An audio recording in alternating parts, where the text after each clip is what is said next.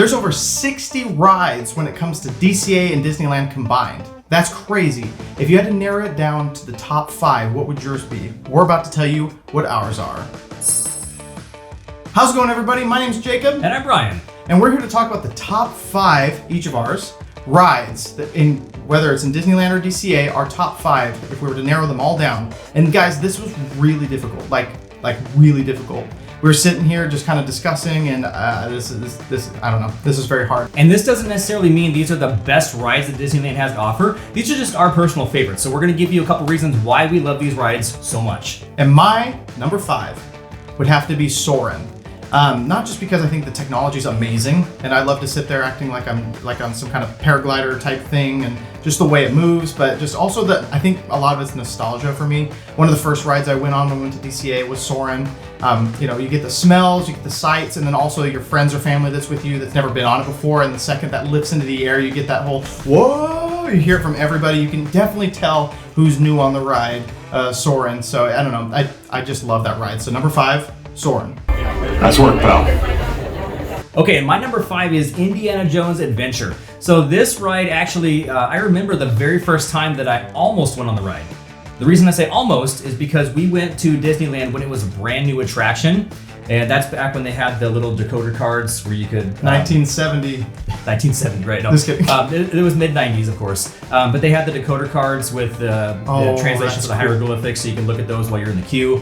And that's back when they didn't stop you at the entrance and then let you go like way far into the temple. The queue was the entire way out there. Wow. So, I mean, I was pretty small at the time, but I remember going through there, and the further and further we got in, the more creeped out I got. And we got close to the front of the line, and I chickened out, and my parents were not too happy that we had to get on the line and never got on the ride. But it wasn't until several years later when I actually got to go on the ride. And since that time, it has been one of my absolute favorites. So the technology is cool because the ride is not the same anytime you've ever ridden the ride. It's always different with the way that the tracking system works and the vehicle moves while it's going through the track. Every bump and turn is just slightly different, but the fire effects that are in there, all the twists and turns in the ride itself, it's I don't know. It's nostalgic. I love it. It's incredible. It's amazing. You know, it's becoming a classic ride at this point too. But from the second you step into the queue till the second you get off the ride, it's just an entire experience that just is one of the all-time greats. I think my favorite part about that too is I like to make sure that someone in the front seat, whoever's driving, is brand new and has never been on this ride whatsoever. Usually it's a kid, so you can sit behind them going, back up, back up, back up, when the balls come in, like, I'm trying, I don't know how to back up. It's amazing. I love that ride. And my number 4 happens to be Pirates of the Caribbean. Also for nostalgia. I'm gonna tell you right now, most of mine are for nostalgia. I know there's Rise of the Resistance, Guardians, the Spider-Man, web slingers. They're all new and amazing technology, but just for nostalgia's sake, I love Pirates of the Caribbean. Not just because the line is always pretty ridiculously short. Even when it says 35 minutes, it's like 15 by the time you get to the ride. It's amazing. But the ride itself, dates back to, Walt Disney. I just think his whole, the premise that he set up for, pirates, I think that's so cool. I'm not sure how, much he thought of a classic this would become, but for me, it's definitely a ride I have to hit up at least more than once when we're in Disneyland. But so, yep, number 4, Pirates of the Caribbean.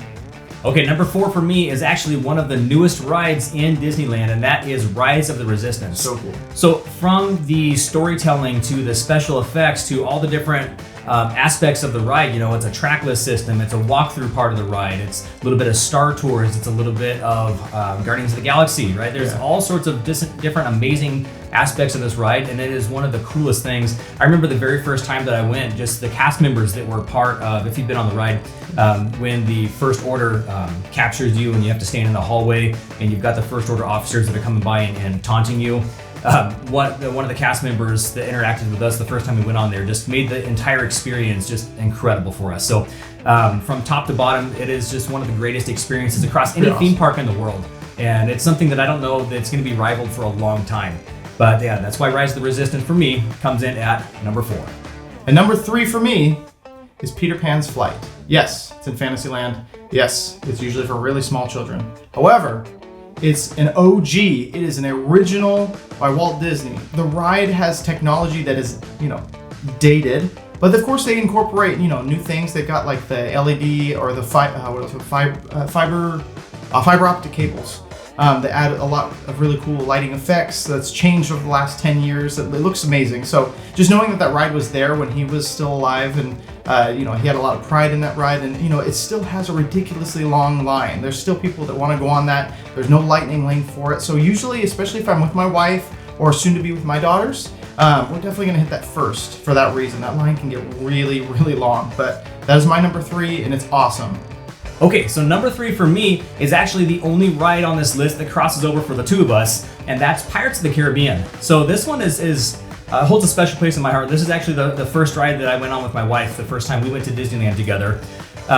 Partially because she was kind of afraid of the rides. She'd never been to a theme park before. And funny story, when we went on that ride, it had been probably 12 years since I'd been to Disneyland before that point. So I completely forgot about the big drop at the very beginning. So surprise, the first ride that she went on at any theme park was that big drop at the beginning of Pirates. Anyways, long story short, we love Pirates of the Caribbean now. Yes. It's one of the last attractions that Walt got to work on before he passed away. So there's still a lot of that magic of Walt's personal touch in the ride itself, and it just harkens back to a time of the old Disneyland. Right, it's a long, relaxing ride on a hot day, but it's also got a lot of really cool things to look at. And especially if you're paying attention, there's always cool little details that you can look at and pick up something new every time you're on the ride. So for those reasons, Pirates of the Caribbean is my number 3. And my number 2 is Splash Mountain. I just need a second. Splash Mountain is amazing. And you know what? Tiana's Bayou Adventure is going to be amazing too. But Splash Mountain holds a special place in my heart, and it always will. Just because it was one of the only water parks that I've actually been to, or water rides. Sorry, I haven't been to a lot of water parks, so I always thought it was just one of the most amazing water rides. When you see it from a distance, I figured, it's just one drop. I thought it was just going to be, you go on this little log ride and hear a bunch of music and go off of one ledge, but I didn't realize there was multiple, so that scared me. I was like, what? But just the nostalgia behind it, I don't know, I always get soaked every time I'm on it. I'm always the one that gets soaked, and everybody's like, I don't even get that soaked. It's always me. I'm definitely gonna miss the ride, just the experience behind it, but I am very excited to see the new technology that comes along with this new Tiana's Bayou Adventure. And quote me, because I have a feeling they're gonna keep that, not steamboat, but what is that called? Ferry boat at the end, because they have ferry boats in the movie. So I feel like they're going to keep some things from Splash Mountain that they're not really telling us right now. So just keep an eye out for that. But yep, that is my number 2. Okay, number 2 for me is Guardians of the Galaxy, and not the one in Florida. Okay, of course, we're talking about in Disneyland, but this is formerly the Tower of Terror. Now, when it was the Tower of Terror, it was a pretty cool ride, but the theming was not the biggest thing for me, okay? I wasn't really big on the Twilight Zone, and when they change over to Guardians of the Galaxy, I love Marvel myself, and the new ride mechanics, I think, make the ride so much better. So the story beforehand and the pre-show, all that stuff is incredible. And then the video that you're seeing when you're up and down in the elevator, I think that just adds for a better storytelling. Makes me sick. Jacob, I love the ride. It makes me so sick. But that's one of my favorites, just for the simple thrill of the ride itself. Okay, the story is cool. I love the Guardians, but the drops are so fun. I love when you're dropping down real far and you lift up out of your seat and all that's holding on to you is your seatbelt. It's so much fun. I can't get enough of it. But for those reasons, Guardians of the Galaxy is number 2 on my all-time favorite list. Also the playlists. I think some really good music. And my number 1 is Thunder Mountain. It's not the most exhilarating ride. It's not the most quickest ride. It's not the most loop-de-loop because it doesn't have any. But it's just special. I just think it's an amazing ride. I think every part of it's awesome. I don't have any flaws in my mind about it. And there's just a lot of nostalgia behind it. So I can remember back to when our honeymoon, my wife and I's honeymoon, we were on that ride, and we had just as we're going up that right before the goat, that's when the fireworks started going off. So if you can catch it at that time, by the way, it's amazing. But just that nighttime experience. But that ride is fantastic. 10 out of 10, and it's the ride that I always have to go on multiple times while we're in Disneyland. It doesn't have to be in a row, but when we're sitting around going, hey, what should we go on? It's always a Thunder Mountain. We need to go on Thunder Mountain. So my number 1, the wildest ride in the wilderness. Okay, number 1 for me. If you couldn't tell already by my awesome shirt, Space Mountain is my all-time favorite ride at Disneyland. And for a lot of different reasons. From the time that I was a kid, the very first time I went to Disneyland, this has been my favorite ride. I love the thrill of the roller coaster in the dark, and while it's not the fastest ride, it feels fast. The corners feel sharp, and even though they're not the sharpest, right, they just feel like that because you're in the dark, and the music that goes along with it just adds to the ambiance of the incredible ride.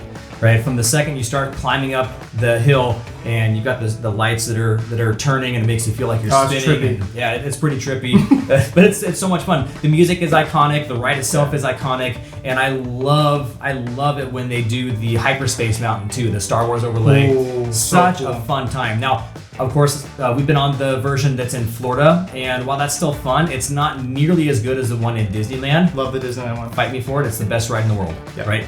Space Mountain is just the absolute #1 ride for all the nostalgic purposes, for all the thrill ride purposes, right? When you look at it from the outside, it's one of the most iconic buildings in all of Disneyland. So Space Mountain is the #1 ride in all the Disney parks. That's right.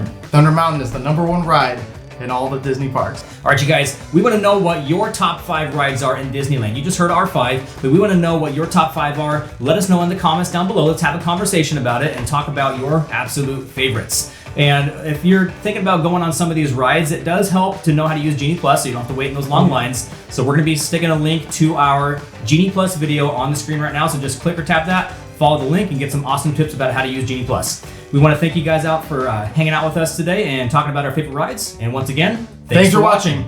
All right, you guys, I just wanted to pop in here and do a special ending to announce our giveaway. So we are going to be doing this on Sunday, March the 12th at 4 p.m. Pacific time, okay? So Disneyland time. That's going to be where we are announcing the winners of our 1,000 subscriber giveaways, and we've got a lot of cool prizes that we're going to be giving, like this awesome tiki cup. This I think is my favorite. I think we're gonna do a gift card. We've got some limited pins, lots of really cool things that we have picked up from the parks, and we're giving that back as a way to say thank you for all the support since we've started our channel here. We've had a really awesome community growing, and this is just kind of our way of giving back. Now, to enter this giveaway, you need to, #1, be a subscriber to the channel, and #2, you need to leave a comment in this video. So we're gonna be picking comments from this specific video for that giveaway, and then the announcements are going to be during the live stream. This will just be a kind of a fun time for us to hang out and chat with some of you guys as well. So again, that giveaway is entered by subscribing and commenting on this video, and we're going to announce those winners in our very first live stream Sunday, March the 12th at 4 p.m. Hope to see you guys there.